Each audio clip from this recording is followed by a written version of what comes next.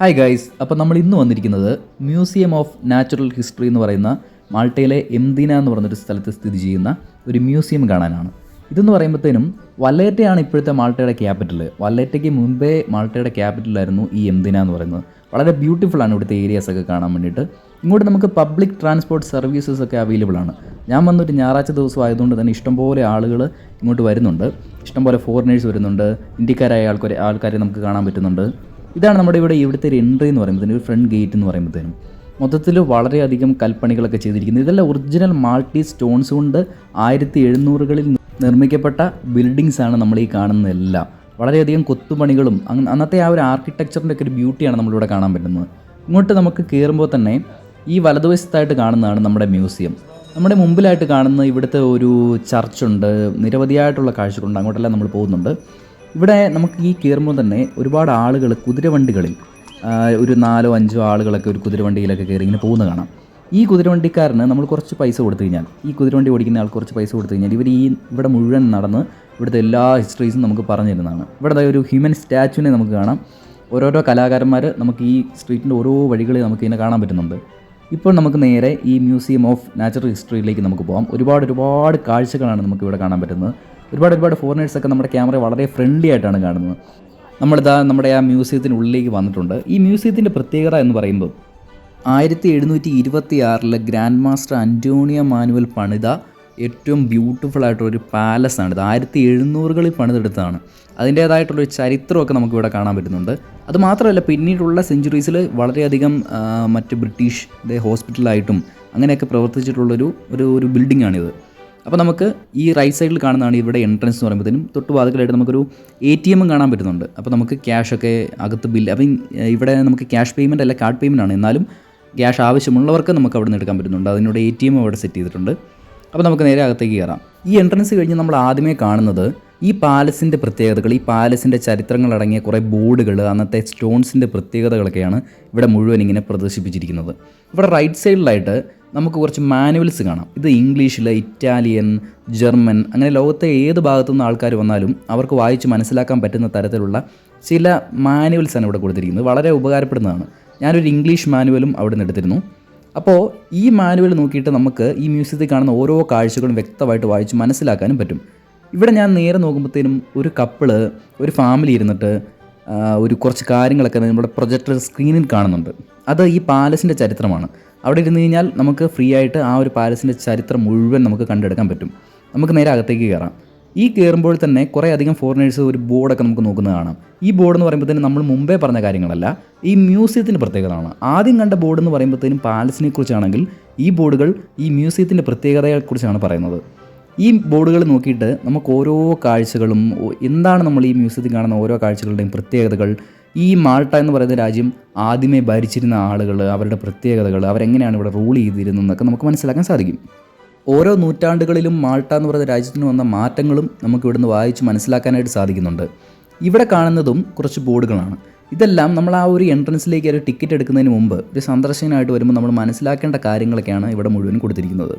ഇവിടെ നമുക്ക് കുറച്ചധികം സുവനീർസ് കാണാൻ പറ്റുന്നുണ്ട്. കുട്ടികളെ ആകർഷിക്കുന്ന രീതിയിലുള്ള കുറച്ച് ടോയ്സും കുറച്ച് ബുക്സ് ഇവിടെ കൊടുത്തിട്ടുണ്ട്. ചരിത്രങ്ങൾ പറയുന്ന കുറച്ച് ബുക്സ് കൊടുത്തിട്ടുണ്ട്. കുറച്ച് ഗേൾസിനെയൊക്കെ ആകർഷിക്കുന്ന രീതിയിലുള്ള കുറച്ച് ഓർണമെൻറ്റ്സും നമുക്കിവിടെ കാണാൻ പറ്റുന്നുണ്ട്. ഇതെല്ലാം വളരെ ബ്യൂട്ടിഫുള്ളായിട്ട്, വളരെയധികം വൃത്തിയായിട്ടാണ് ഇവർ അറേഞ്ച് ചെയ്ത് വെച്ചിരിക്കുന്നത്. ഒരുപാട് ആളുകൾ അത് വാങ്ങിക്കാനായിട്ട് നോക്കുന്നത് ഞാൻ കണ്ടു. നമ്മൾ ടിക്കറ്റ് എടുത്തു. 5 യൂറോയാണ് ഇവിടുത്തെ ഒരു ടിക്കറ്റിൻ്റെ പ്രൈസ് എന്ന് പറയുമ്പോഴത്തേനും. 5 യൂറോ എന്ന് പറയുമ്പോഴത്തേനും നമ്മുടെ നാട്ടിൽ 500 രൂപയുടെ താഴെ വരും. അപ്പോൾ നമ്മൾ നേരെ അകത്തേക്ക് കയറിയിരിക്കുകയാണ്. ഇവിടെ 3 ഡോറാണ് നമുക്ക് പ്രധാനമായിട്ടും കാണാനുള്ളത്. 3 ഡോഴ്സായിട്ട് ഇവർ സെപ്പറേറ്റ് ചെയ്തിരിക്കുകയാണ് ഈ പാലസിൻ്റെ മ്യൂസിയത്തിനെ. അപ്പോൾ നമുക്ക് ആദ്യത്തെ ഡോറിലേക്ക് കയറാം. ഈ ഡോർ എന്ന് പറയുമ്പോഴത്തേനും, ഈ ഡോറിനുള്ളിൽ നമ്മൾ കാണുന്ന കാഴ്ചകൾ പ്രധാനമായിട്ടും മിനറൽസിൻ്റെ ഡിസ്പ്ലേ ആണ്. ഈ ബോർഡിൽ നിന്ന് നമുക്കത് വായിച്ച് മനസ്സിലാക്കാനും സാധിക്കും. നമ്മൾ ഈ സ്റ്റെപ്പ് കയറി പയ്യെ മുകളിലേക്ക് പോവുകയാണ്. ഈ മുകളിലെത്തുമ്പോൾ വളരെയധികം ഇൻട്രസ്റ്റിംഗ് ആയിട്ടുള്ള മറ്റൊരു കാഴ്ച നമ്മളെ കാത്തിരിപ്പുണ്ട്. അപ്പോൾ ഇവിടെ കുറച്ച് ചില്ലിട്ട കൂടുകളൊക്കെ കാണാം. ഇതെല്ലാം പ്രിസർവ് ആക്കി വെച്ചിരിക്കുന്ന കുറച്ച് ആനിമൽസാണ്.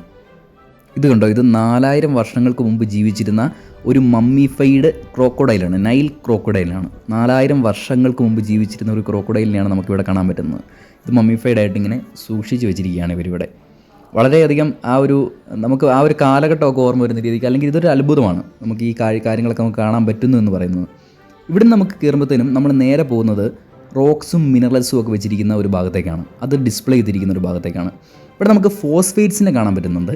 ഇതെല്ലാം ഒറിജിനൽ ഫോർമാറ്റ്സ് ആണ്. അതായത് നമ്മൾ ലാബിലൊക്കെ കാണുന്ന ഓരോ അധികം മിനറൽസ് എന്ന് പറയുമ്പോഴത്തേനും അതെല്ലാം സെപ്പറേറ്റഡ് ആക്കി ആ മിനറൽസിനെ തനിയെ എടുത്ത ഭാഗങ്ങളാണ്. പക്ഷേ ഈ മിനറൽസ് എല്ലാം തന്നെ നമ്മൾ ഈ ഗ്രഹങ്ങളിലൊക്കെ ഓരോ മിനറൽസ് കൂടുതലുണ്ടെന്നൊക്കെ പറയില്ലേ, അപ്പോൾ ആ ഗ്രഹങ്ങളിൽ എങ്ങനെയാണ് ആ മിനറൽസ് ഇരിക്കുന്നത് എന്നുള്ളതിൻ്റെ ഒരു വ്യക്തമായിട്ടുള്ളൊരു കാഴ്ചയാണ് നമുക്കിവിടെ കാണാൻ പറ്റുന്നത്. ഒറിജിനൽ ഫോമാണ്, ഓരോ മിനറലിൻ്റെയും ഒറിജിനൽ ഫോമിൽ ഇങ്ങനെ കൊടുത്തിരിക്കുകയാണ്. അതിൽ സെപ്പറേറ്റ് ആക്കി ആ ഒരു സൾഫേറ്റ്സിനെയും ഒക്കെ മാറ്റുന്നതിന് മുമ്പേ ഉള്ള ആദ്യത്തെ ഒരു ഫോമാണ് ഇവിടെ കൊടുത്തിരിക്കുന്നത്. ഇവിടെ നിന്ന് നമുക്ക് മനസ്സിലാക്കാൻ സാധിക്കും ഓരോ ഗ്രഹങ്ങളും എന്തുകൊണ്ടാണ് ഓരോ കളറിലൊക്കെ കാണുന്നത് എന്നുള്ള കാര്യങ്ങളൊക്കെ നമുക്ക് ഈ ഒരു സ്ഥലത്ത് വരുമ്പോൾ മനസ്സിലാവും. കാര്യം ഇതിനെല്ലാം ഒറിജിനൽ ഫോമിൽ ഇതിനെല്ലാം ഓരോരോ കളറുകളാണ്. ചിലതിന് പച്ചയായിരിക്കാം, ചിലതിന് നല്ല വെള്ള കളർ, തൂവൽ വെള്ളയായിരിക്കാം, ഓരോന്നിനും ഓരോരോ കളറുകളാണ്. അത് മാത്രമല്ല ഓരോ മിനറൽസിനെയും സെപ്പറേറ്റ് ആയിട്ടുള്ള ഒരു ഐഡൻറ്റിറ്റി ഉണ്ട്. അതായത് അത് അറേഞ്ച് ചെയ്തിരിക്കുന്ന രീതികൾ, ചിലതെല്ലാം വളരെ ക്രിസ്റ്റൽ പോലെയാണ് കൊടുത്തിരിക്കുന്നത്. അതായത് നമ്മൾ ദേഹം കൈയൊക്കെ ഇങ്ങനെ തൊട്ട് കഴിഞ്ഞാൽ ചിലപ്പം കൈയൊക്കെ ഇങ്ങനെ കീറിപ്പോകും, അത് മുറിഞ്ഞു പോകും. അത്രയധികം ഷാർപ്പായിട്ടുള്ള എഡ്ജൊക്കെ കൊടുത്തിരിക്കുന്ന ഓരോരോ ഭാഗങ്ങളാണ് ഇവിടെ കൊടുത്തിരിക്കുന്നത്. ഈ കാണുന്ന മിനറൽസ് എല്ലാം തന്നെ നിങ്ങൾക്ക് വീഡിയോ പോസ് ആക്കിയിട്ട് അതിനെപ്പറ്റിയുള്ള ഡീറ്റെയിൽസ് സൂമാക്കി കാണാൻ പറ്റുന്നതാണ്. അതുപോലെ ഞാനെല്ലാം ഷൂട്ട് ചെയ്ത് എടുത്തിട്ടുണ്ട്. അപ്പോൾ നമ്മൾ ഈ കാണുന്നത് ക്വാഡ്സ് ഉണ്ട്, ജേസ്പർ ഉണ്ട്, അങ്ങനെ വിവിധ തരത്തിലുള്ള മിനറൽസിൻ്റെ ഒരു കൂട്ടം തന്നെ നമുക്കിവിടെ കാണാൻ പറ്റും. ഇതെല്ലാം തന്നെ പലവിധ ആവശ്യങ്ങൾക്കായിട്ട് ഉപകരിക്കുന്നതാണ്. ചിലത് കൺസ്ട്രക്ഷൻ ആയിട്ടായിരിക്കാം, ചിലത് ജ്വല്ലറിക്കായിട്ട് ഡയമണ്ട്സ്, റൂബീസ് ഒക്കെ നിർമ്മിക്കാനായിട്ട് ഉപയോഗിക്കുന്നുണ്ട്. മാത്രമല്ല വിവിധ ഇനം കാർബണേറ്റ്സിനെയും നമുക്കിവിടെ കാണാൻ പറ്റുന്നുണ്ട്. ഈ കാണുന്ന ഓരോ മിനറൽസിനും അതിൻ്റെ റിയാക്ടിവിറ്റിയിലും അതിൻ്റെ ഗ്രാവിറ്റിയിലും എല്ലാം വളരെയധികം വ്യത്യാസങ്ങൾ നമുക്ക് കാണാനാവും. വിവിധ തരത്തിലുള്ള മിനറൽസ് ഇവിടെ കാണാനാവും നമുക്ക്. കാർബണേറ്റ്സ് തന്നെ 2-3 സെക്ഷനായിട്ട് ഇവർ സെറ്റ് ചെയ്തിട്ടുണ്ട്. ഇവിടെ കാൽക്കൈറ്റ്, അറോഗനൈറ്റ്, ഡോളോമൈറ്റ്, മഗ്നീസൈറ്റ്, സൈഡറൈറ്റ് പോലെയുള്ള വിവിധ തരത്തിലുള്ള കാർബണേറ്റ്സിനെ നമുക്കിവിടെ കാണാൻ പറ്റും. അതിനെല്ലാം ഒറിജിനൽ ഫോമാണ് ഇവിടെ കൊടുത്തിരിക്കുന്നത്. പലതിനും പല തരത്തിലുള്ള ഒരു ക്യാരക്ടറുണ്ട്. അതായത് ചിലതൊക്കെ ക്രിസ്റ്റൽ ഫോം ആയിരിക്കും, ഓരോന്നിനും ഓരോരോ ഡിസൈൻസാണ്. ഇത് കാണുന്നതിന് നമുക്കൊരു വല്ലാത്തൊരു രസമാണ്. മാത്രവുമല്ല ഇതിൻ്റെ എല്ലാം ഇവിടെ കാണുന്ന എല്ലാ എലമെൻസിൻ്റെയും മറ്റൊരു പ്രത്യേകതകൾ എന്ന് പറയുമ്പോഴത്തേനും ഓരോ രാജ്യത്തു നിന്നും കൊണ്ടുവന്നതായിരിക്കും. നമ്മൾ ഈ കാണുന്ന ഓക്സിഡൈസ് ആണ്. ഇതൊക്കെ ഇറ്റലിയിൽ നിന്ന് കൊണ്ടുവന്നുണ്ട്, ചിലതൊക്കെ ജർമ്മനിയിൽ നിന്ന് കൊണ്ടുവന്നുണ്ട്, പിന്നെ സ്ലോവാക്യ പോലുള്ള രാജ്യങ്ങളിൽ നിന്നും വളരെയധികം ദൂരെ നിന്നും മാൾട്ടയിലേക്ക് വളരെയധികം കപ്പൽ മാർഗമൊക്കെ ആദ്യകാലത്ത് എത്തിച്ച തരത്തിലുള്ള പല തരത്തിലുള്ള മിനറൽസാണ് നമുക്കിവിടെ കാണാൻ പറ്റുന്നത്. ഈ കാണുന്നതെല്ലാം വളരെയധികം ഡിഫറെൻറ്റ് ഫോർമാറ്റിലാണ്. ഈ എലമെൻസിനെല്ലാം തന്നെ അതിൻ്റേതായിട്ടുള്ള കെമിക്കൽ കമ്പോസിഷനും ക്രിസ്റ്റൽ സ്ട്രക്ചറിനും എല്ലാം വ്യത്യാസങ്ങൾ കാണാൻ വേണ്ടി സാധിക്കും. നമ്മൾ ഈ കാണുന്നത് ക്വാഡ്സ് ആണ്. ഇതിൻ്റെ ഏറ്റവും വലിയ പ്രത്യേകത എന്ന് പറയുമ്പോഴത്തേനും ഇതിനൊരു ഹെക്സാഗോണൽ ക്രിസ്റ്റൽ സിസ്റ്റമാണ്. അതായത് ഇതിനുള്ളിലേക്ക് പ്രകാശം എത്തിക്കഴിഞ്ഞാൽ വളരെയധികം ഇത് റിഫ്ലക്റ്റ് ചെയ്യുന്ന ഒരു എലമെൻ്റാണ് ഈ ക്വാഡ്സ് എന്ന് പറയുമ്പോഴത്തേനും. ഈ കാണുന്നത് നമുക്ക് ഇന്ത്യക്കാർക്കൊക്കെ ഏറ്റവും അധികം ഇഷ്ടപ്പെട്ട സ്വർണ്ണമാണ്. സ്വർണ്ണത്തിൻ്റെ വിവിധ തരത്തിലുള്ള അതിൻ്റെ ഏറ്റവും അധികം ഡസ്റ്റ് ഫോർമാറ്റിലുള്ളതും നമ്മൾ ഈ മണ്ണിൽ നിന്ന് ആദ്യമേ വേർതിരിച്ചെടുക്കുന്നുണ്ടല്ലോ, ആ ഒരു ഗോൾഡിനെയാണ് ഇവിടെ കൊടുത്തിരിക്കുന്നത്. വീണ്ടും നമ്മൾ എലമെൻസിൻ്റെ സെക്ഷനിലേക്ക് പോവുകയാണ്. ഇവിടെ ഞാൻ കണ്ട മറ്റൊരു പ്രത്യേകതകൾ എന്ന് പറയുമ്പോഴത്തേനും മാക്സിമം തരത്തിലുള്ള അല്ലെങ്കിൽ മാക്സിമം ഐറ്റംസ് ഉള്ള എലമെൻറ്റ്സ് എന്ന് പറയുമ്പോഴത്തേനും എല്ലാം ബ്ലാക്ക് കളറിലാണ് കാണപ്പെടുന്നത്. ബ്ലാക്സിലാണ് കൂടുതലും. എന്നാലും നമുക്ക് വൈറ്റിൽ കാണാൻ പറ്റുന്നുണ്ട്, പച്ച നിറത്തിൽ കാണാൻ പറ്റുന്നുണ്ട്, വിവിധ നിറത്തിലും നമുക്ക് ഇവിടെ കാണാൻ പറ്റുന്നുണ്ട്. അങ്ങനെ നമ്മുടെ എലമെൻസിൻ്റെ സെക്ഷനിലുള്ള എല്ലാ എലമെൻസിനെയും കണ്ടു കഴിഞ്ഞിട്ട് നമ്മൾ പുറത്തേക്ക് പോവുകയാണ്. നമ്മളിനി അടുത്തത് പോകുന്നത് മറ്റൊരു സെക്ഷനിലേക്കാണ്. അത് മാത്രമല്ല ഈ ഒരു പാലസിൻ്റെ കുറേയധികം കാഴ്ചകൾ 1726 പണിത ഒരു പാലസാണ് നമ്മൾ ഈ കണ്ടുകൊണ്ടിരിക്കുന്നത്. ഞാൻ ആദ്യമേ പറഞ്ഞതുപോലെ തന്നെ ഇത് ഗ്രാൻഡ് മാസ്റ്റർ അന്റോണിയോ മാനുവൽ 1726 പണി കഴിപ്പിച്ച ഒരു പാലസാണ്. ഇത് പിന്നീട് 19-ാം നൂറ്റാണ്ടിൽ ഇതൊരു ബ്രിട്ടീഷ് ഹോസ്പിറ്റലായിട്ട് വർക്ക് ചെയ്തിരുന്നു. അതുമാത്രമല്ല വേൾഡ് വാർ 2 സമയത്ത് ഇതൊരു മിലിറ്ററി ഹോസ്പിറ്റലായിട്ടും വർക്ക് ചെയ്തു. പിന്നീട് 1973 മ്യൂസിയം ഓഫ് നാച്ചുറൽ ഹിസ്റ്ററി ആയിട്ട് പ്രഖ്യാപിക്കുന്നത്.